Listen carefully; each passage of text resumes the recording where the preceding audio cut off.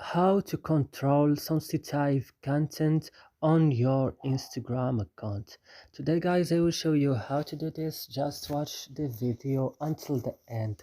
You go first and you open your Instagram.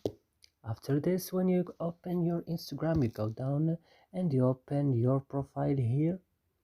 And then when your profile is opening, you go at the top of the screen and click, then go to settings, and then go to account, and then go to sensitive content control and click, and here you can control, choose how much sensitive content to see, more or standard or less, and that's it. So I hope this video is helpful for you or useful for you. Don't forget to like and subscribe in our channel.